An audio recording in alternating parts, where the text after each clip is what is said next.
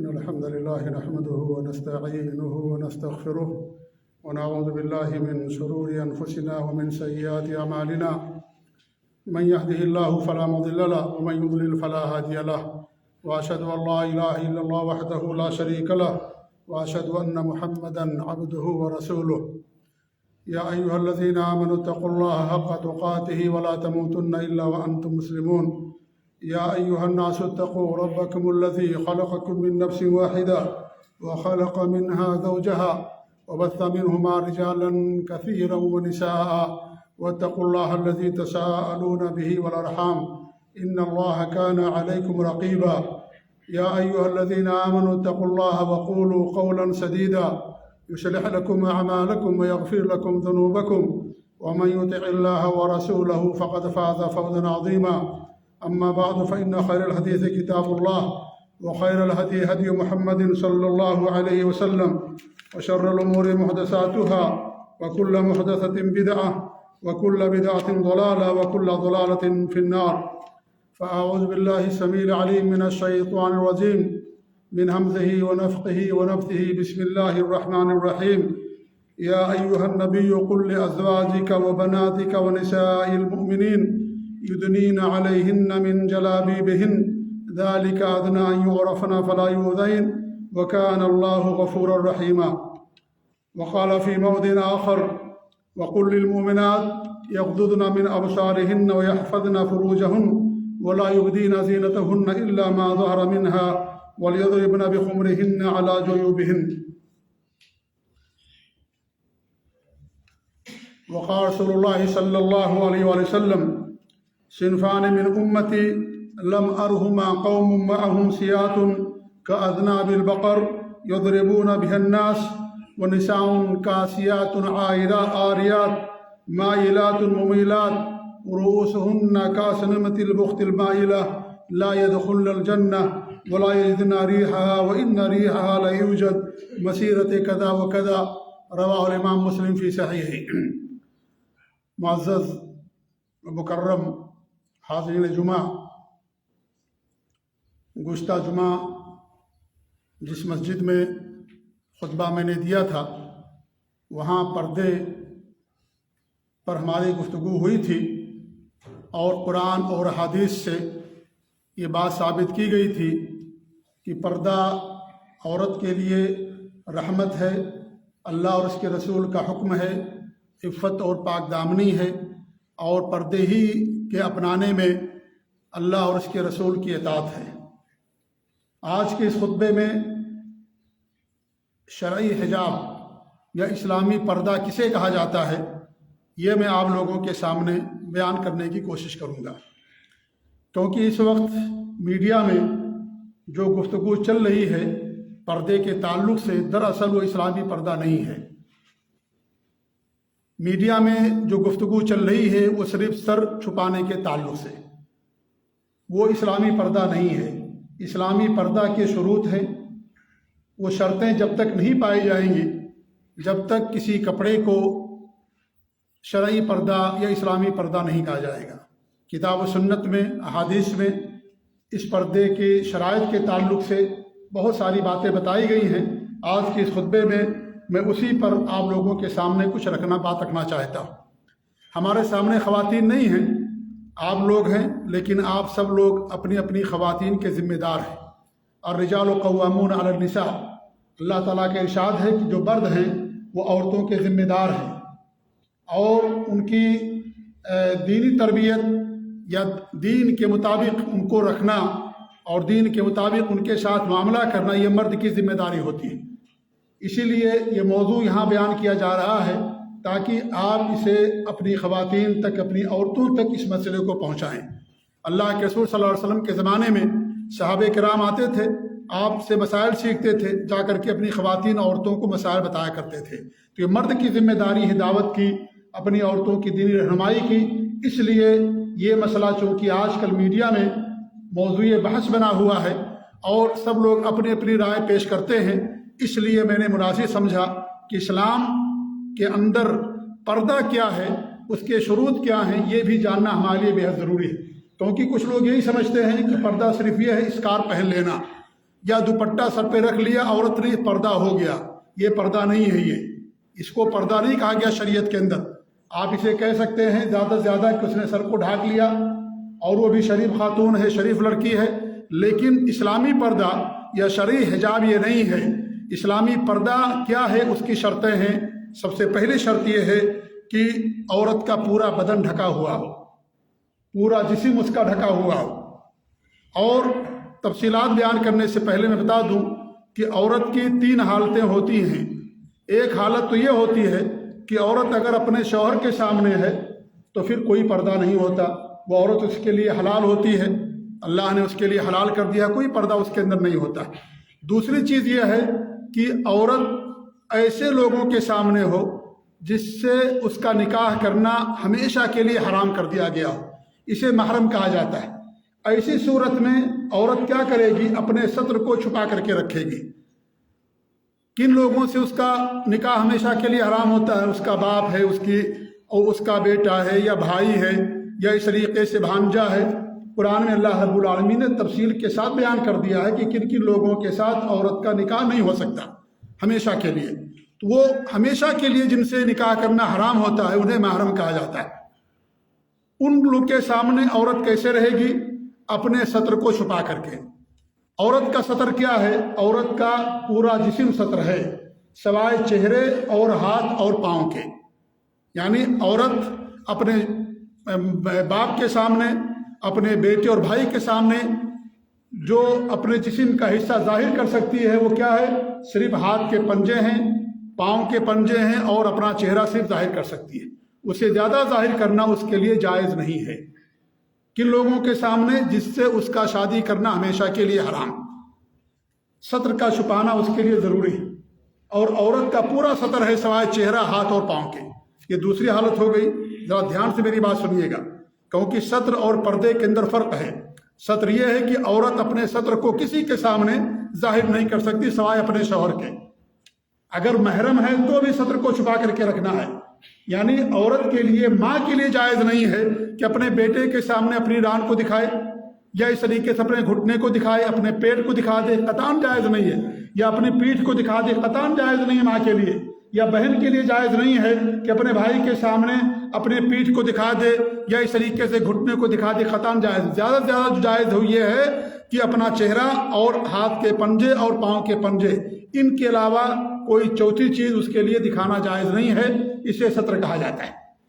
یہ تیسری چیز ہوگی۔ دوسری چیز ہوگی، تیسری چیز یہ ہے، تیسری حالت عورت کی، کہ اگر عورت ایسے لوگوں کے سامنے ہو جو محرم نہیں ہیں، اجنبی لوگ ہیں، تو ایسی صورت میں اس کے پورے جسم کا پردہ ہوتا ہے۔ اپنے ہاتھ کو بھی، اپنے چہرے کو بھی اور اپنے پاؤں کو بھی چھپا کر کے رکھے گی۔ وہ اس کے جسم کا کوئی بھی حصہ دوسروں کے سامنے نظر نہیں آنا چاہیے۔ زیادہ سے زیادہ کیا چیز نظر آ سکتی ہے؟ اس کی آنکھ، جس سے وہ دیکھنے کا کام کرتی ہے۔ آنکھ کے علاوہ اس کے جسم کا کوئی حصہ نظر نہیں آنا چاہیے۔ اسے حجاب کہا جاتا ہے، اسے جلباب کہا جاتا ہے۔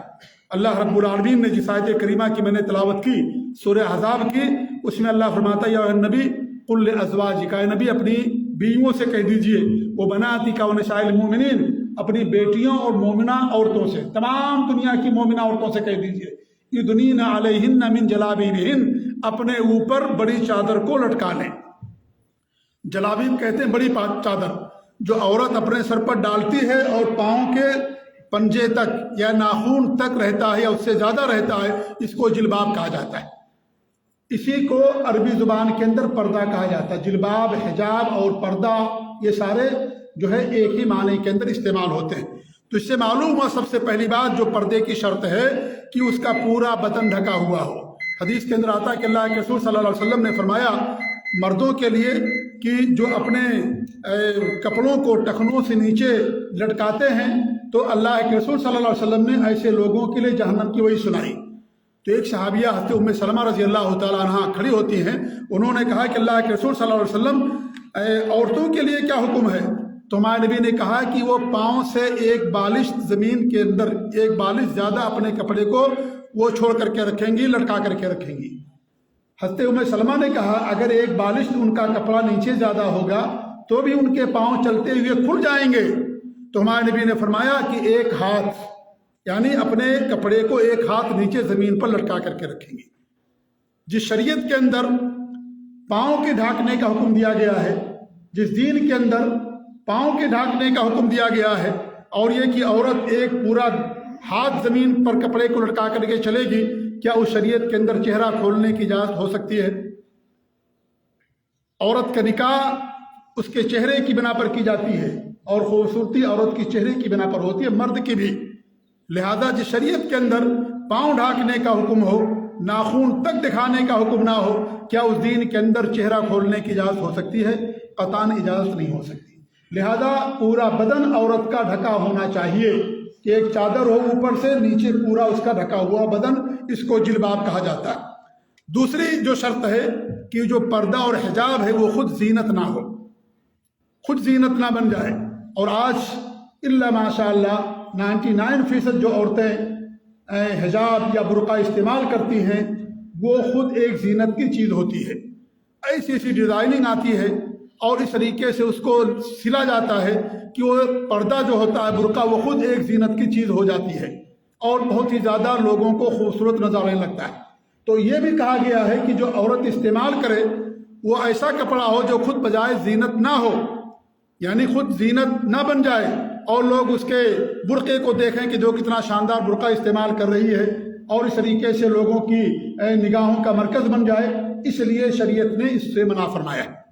اللہ کے رسول صلی اللہ علیہ وسلم نے حکم دیا کہ عورتوں کو بھی عیدگاہ لے کر کے جاؤ، تو صحابیات نے کہا کہ اگر کسی کے پاس نہ ہو، یہ جلباب نہ ہو بڑی چادر، تو کہا اپنی بہن سے مانگ لے اور اس جلباب کو پہن کر کے، اس چادر کو پہن کر کے وہ جائے اور اس طریقے سے عیدگاہ کے اندر جائے نماز پڑھنے کے لیے۔ اگر وہ حیض اور نفاس والی ہے تو نماز میں شریک نہیں ہوگی، دعا کے اندر شریک ہوگی، لیکن آپ نے عورتوں کو بھی عیدگاہ جانے کا حکم دیا۔ تو دوسری بات یہ ہے کہ وہ جو برقع ہے، نقاب ہے، وہ خود زینت نہ ہو کہ لوگ اسے زینت کے طور پر دیکھیں۔ تیسری شرط یہ ہے کہ اس قدر باریک نہ ہو کہ اندر کی چیز نظر آ جائے، اتنا باریک کپڑا نہ ہو کہ باریک کپڑا ہے اور اس کے اندر کا حصہ نظر آ رہا ہے، اندر کا کپڑا نظر آ جاتا ہے یا اس کے جسم کا حصہ نظر آ جاتا ہے۔ اتنا باریک بھی کپڑا نہیں ہونا چاہیے، بلکہ موٹا اور جھوٹا ہونا چاہیے۔ اور جو حدیث میں نے آپ کے سامنے پڑھی خطبہ مسنونہ کے اندر، اس میں اللہ کے رسول صلی اللہ علیہ وسلم فرمایا کہ ہماری امت کے 2 قسم کے لوگ ایسے ہیں جن کو میں نے نہیں دیکھا ہے، یعنی اللہ کے رسول کے زمانے میں نہیں تھے، وہ بعد میں لوگ پیدا ہوں گے۔ آپ نے فرمایا ان میں سے ایک تو وہ ہیں جن کے پاس ہمیشہ ڈنڈے ہوں گے، جیسے گائے کی دم ہوتی ہے ایسے ان کے پاس ڈنڈے ہوں گے اور ان لوگوں کو مارتے پھریں گے، یعنی ظلم کریں گے، لوگوں کو ماریں گے۔ پھر ہمارے نبی نے فرمایا اور وہ عورتیں جو کپڑا پہننے کے باوجود ننگی ہوں گی، نساؤن کاسیات عاریات، عورتیں ایسی بعد میں آئیں گی جو کپڑا پہننے کے باوجود ننگی نظر آئیں گی، مائلات ممیلات، خود وہ مائل ہونے والی ہوں گی مردوں کی طرف اور خود اور مردوں کو اپنی طرف مائل کرنے والی ہوں گی، یعنی اس طریقے سے کپڑے پہن کر کے چلیں گی کہ لوگ اپنی للچائی ہوئی نظروں سے اٹھا کر کے ان کو دیکھیں گے اور مردوں کو اپنی طرف مائل کریں گی اور وہ خود مردوں کی طرف مائل ہوں گی۔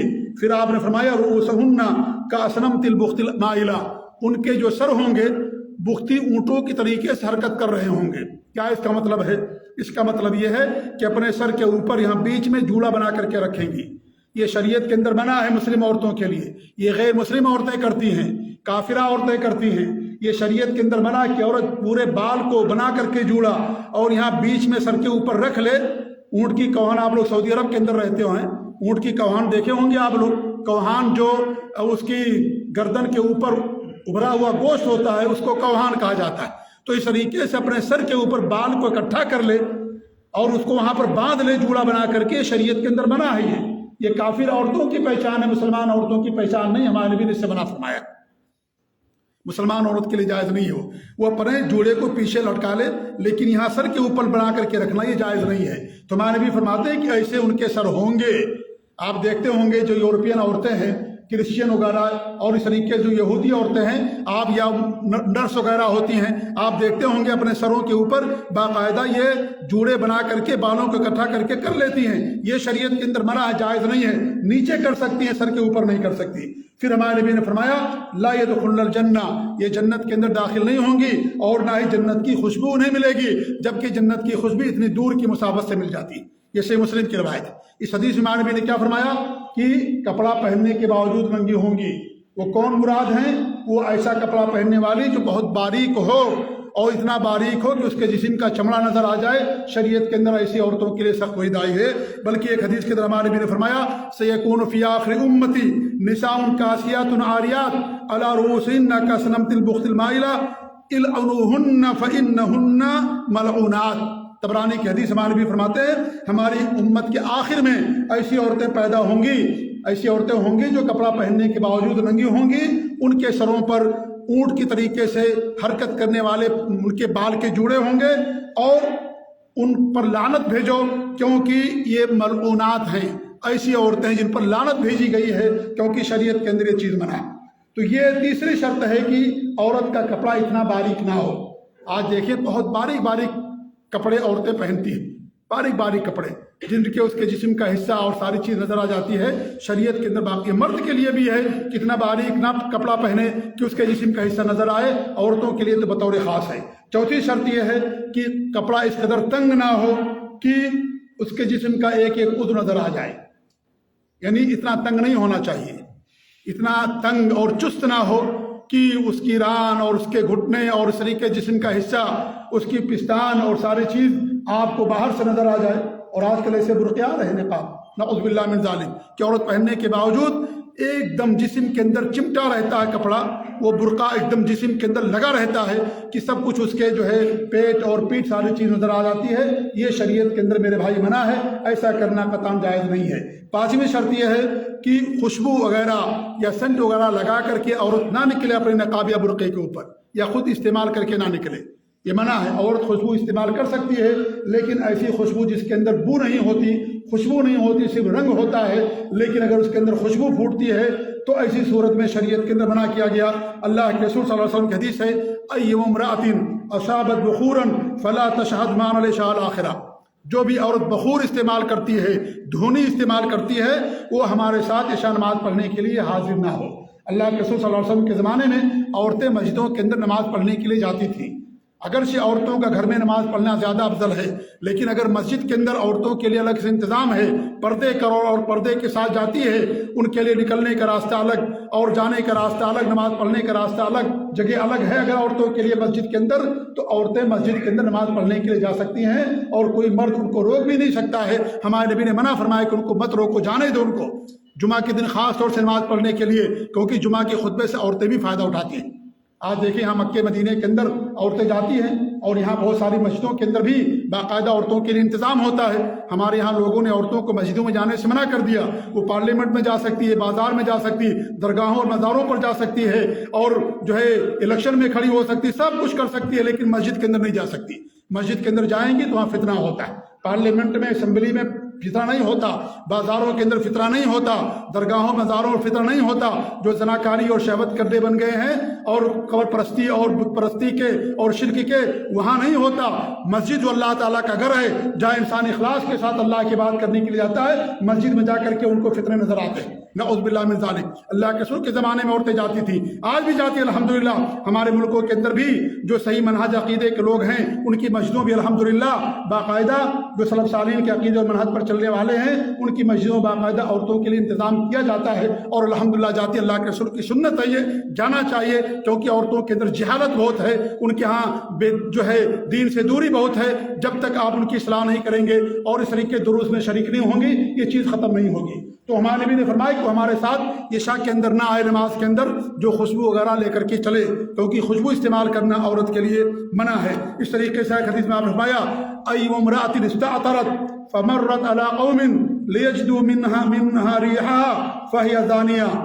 آپ فرماتے ہیں، یہ ابو داؤد کی روایت ہے کہ جو عورت عطر لگاتی ہے، خوشبو لگاتی ہے، پھر وہ چلتی ہے لوگوں کے پاس، جاتی ہے خوشبو لگا کر کے، تو آپ نے فرمایا کہ وہ عورت زانیہ ہے، نعوذ باللہ، زنا کرنے والی عورت ہے۔ یعنی اتنی سخت وعید آئی ہوئی ہے، کیونکہ خوشبو لگانے سے عورت کو، آدمی کو پتہ چل جاتا ہے کہ لگتا ہے کوئی گزر رہا ہے یہاں پر، اور جب گزر رہا ہے تو آدمی دیکھنا شروع کر دیتا ہے، اور جب دیکھنا شروع کرتا ہے تو اس طریقے سے بات اور آگے بڑھ سکتی ہے۔ اس لیے شریعت نے اس سے منع کیا ہے کہ اگر وہ جائے مسجد میں تو خوشبو وغیرہ استعمال کر کے نہ جائے۔ ایسے ہی چھٹی شرط یہ ہے کہ اس کا جو برقع یا نقاب یا کپڑا ہو وہ مردوں کے لباس کے مشابہ نہ ہو۔ مردوں کی الگ پہچان ہے، ان کا الگ تشخص ہے، عورتوں کے لیے الگ پہچان، ان کا الگ کپڑا ہے۔ اس لیے مردوں کا کپڑا مردوں کا کپڑا جو عام طور پر مرد پہنتے ہیں، اگر وہ کپڑا عورت پہنتی ہے تو اللہ کے رسول صلی اللہ علیہ وسلم نے ایسی عورتوں پر لعنت بھیجی ہے، ایسے ان مردوں پر لعنت بھیجی ہے جو عورتوں کا لباس پہنتے ہیں، جو عورتوں کا لباس پہنتے ہیں۔ تو جو لباس مردوں کے ساتھ خاص ہو، اس لباس کو اگر عورت پہنتی ہے تو ہمارے نبی نے ایسی عورتوں پر لعنت بھیجی ہے، ایسے ہی مردوں پر لعنت بھیجی ہے جو عورتوں کا لباس پہنتے ہیں۔ تو یہ چھٹی شرط ہے کہ مردوں کے لباس کے مشابہ نہ ہو عورت کا کپڑا، بلکہ اس کا کپڑا الگ ہو اور اس کے اپنے جو شریعت نے جس طریقے سے اس کا مقام رکھا ہے اور جو اس کی نسوانیت ہے اور جو عورت ذات ہے اس کے مطابق اس کا کپڑا ہو۔ ساتویں شرط یہ میرے بھائیوں کہ کافر عورتوں کی مشابہت والا بھی کپڑا نہ ہو۔ جو عورتیں کافر عورتوں کے ساتھ خاص ہیں جو کپڑے، وہ کپڑا بھی مسلمان عورت کے لیے یا کچھ زیور یا کچھ چیزیں ان کے لیے خاص ہیں، ان کو ایک مسلمان عورت استعمال نہیں کر سکتی۔ جیسے مان لیجئے ہمارے یہاں منگل سوتر ہوتا ہے، منگل سوتر یہ غیر مسلم ہندو عورتوں کے شادی شدہ ہونے کی دلیل ہوتی ہے، اسی لیے وہی عورت منگل سوتر پہنتی ہے ہندوستان کے اندر جس کی شادی ہو جاتی ہے، دوسری لڑکی منگل سوتر نہیں پہن سکتی، لہذا منگل سوتر پہننا مسلمان عورتوں کے لیے جائز نہیں ہے۔ ایسے آپ دیکھیں بہت ساری چیزیں ہیں جو ان کے لیے خاص ہو جاتی ہیں، لہذا ان کو آپ دیکھیں گے بدیا لگاتی ہیں یا سندور لگاتی ہیں۔ سندور لگانا بھی یہ غیر مسلم عورتوں کے شادی شدہ ہونے کی علامت ہوتی ہے، لہذا سندور وغیرہ لگانا یہ بھی مسلمان عورت کے لیے جائز نہیں ہے۔ یہ ساتویں شرط ہے۔ آٹھویں شرط یہ ہے کہ ایسا لباس نہ ہو جو شہرت والا لباس ہو، ناموری والا لباس ہو، ایسا لباس نہیں ہونا چاہیے، یعنی ایسا نقاب برقع نہ استعمال کرے جس کی وجہ سے وہ لوگوں کے درمیان اس کی پہچان بن جائے اور لوگوں کے درمیان اس کی اسی سے شہرت ہو جائے۔ ایسا لباس پہننے سے منع کیا گیا۔ یہ مرد کے لیے بھی ہے کہ مرد جس علاقے میں رہتا ہے وہاں جو لباس ہے اسی کو پہنے، ایسا لباس نہ پہنے کہ پورے علاقے میں پورے شہر میں ایک بندہ ہے جو ایک طرح کا لباس پہنتا ہے، سارے لوگ اس کو دیکھیں اور اس کی وجہ سے مشہور ہو جائے۔ یہ لباس پہننا مرد کے لیے بھی حرام کر دیا گیا ہے۔ آدمی جس علاقے میں رہتا ہے اس کے ساتھ مل جل کر کے انسان رہتا ہے، یہ نہیں کہ آپ ایسا لباس پہنے جو وہاں پر رائج ہی نہ ہو، جو وہاں پر استعمال ہی نہ ہو، جب آپ چلیں سمجھ جائیں وہاں فلاں آدمی ہے اور اس طریقے سے لباس پہنا ہوا، اسے شہرت کا لباس کہا جاتا ہے۔ اللہ کے رسول صلی اللہ علیہ وسلم کی حدیث ہے من لبس ثوب شہرت فی الدنیا البسہ اللہ ثوب مذلۃ یوم القیامہ ثم الہب فیہ نارا۔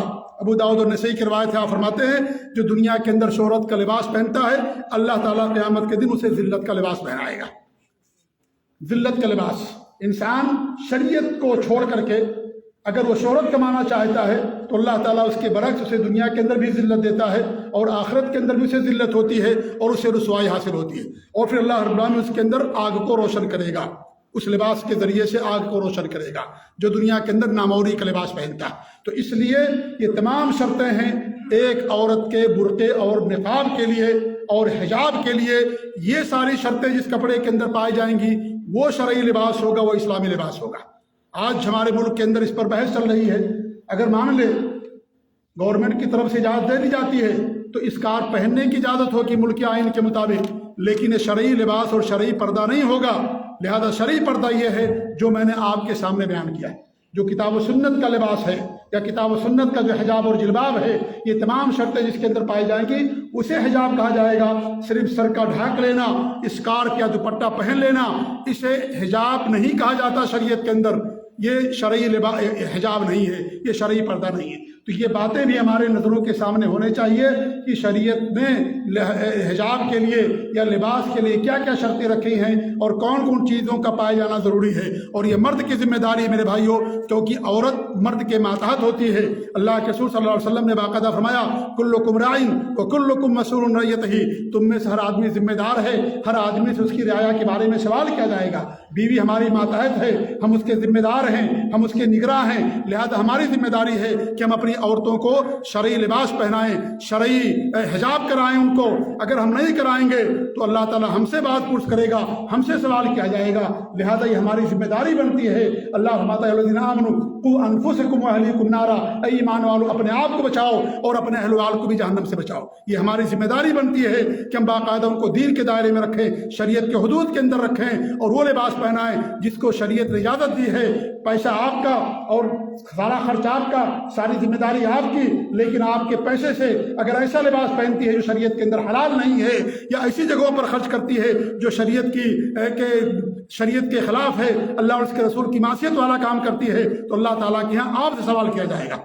آپ پیسہ بھیج کر کے ذمہ داری ادا نہیں ہو جائے گی کہ آپ نے یہاں سے پیسہ بھیج دیا، آپ کی عورت کیا کرتی ہے، آپ کی بچیاں کیا کرتی ہیں، آپ کے گھر کے لوگ کیا کرتے ہیں جو آپ کے ماتحت ہیں، کوئی قبروں پر جاتا ہے، کوئی مزاروں پر جاتا ہے، اور کوئی جو ہے ناجائز کاموں کے اندر خرچ کرتا ہے، اور کوئی عرس کے اندر خرچ کرتا ہے، کوئی برتھ ڈے مناتا ہے، اور نہ جانے کوئی کیا کیا کام کرتا ہے۔ یہ ذمہ داری ادا نہیں ہو جائے گی پیسہ بھیج دینے سے۔ آپ کی ذمہ داری ہے کہ آپ ان کو نصیحت بھی کریں، ان کو سمجھائیں، کیونکہ وہ آپ کے ماتحت ہے، لہذا آپ کو اللہ نے ان کا سلطان بنایا ہے، آپ اس کے بادشاہ ہیں، وہ گھر کی رانی ہے، اور اس طریقے سے گھر کی ملکہ ہے، لیکن آپ کی ذمہ داری بنتی ہے کہ آپ اپنے اہل و عیال کو، بال بچوں کو اور بیویوں کو دین کی تعلیم دیں اور ان کو دین کے دائرے میں رکھیں، ورنہ قیامت کے دن ہم سے اور آپ سے سوال کیا جائے گا۔ اللہ تعالیٰ سے دعا ہے کہ اللہ رب العالمین ہمیں ان تمام ذمہ داریوں کو ادا کرنے کی توفیق دے۔ اللہ رب العالمین ہماری عورتوں کو پردہ کرنے کی توفیق عنایت فرمائے۔ اللہ رب العالمین ہمیں دین اسلام پر قائم رکھے۔ اللہ رب العالمین ہمیں اپنے نبی کی سنت پر قائم رکھے۔ اللہ رب العالمین ہمیں ہر طرح کی معصیت اور نافرمانی سے، ہر طرح کی بے پردگی سے اللہ تعالی ہمیں محفوظ رکھے۔ آمین رب العالمین۔ بارک اللہ لی ولکم فی القرآن العظیم ونفعنی وإیاکم بالآیات والذکر الحکیم، انہ تعالی جواد کریم ملک بر رؤوف رحیم۔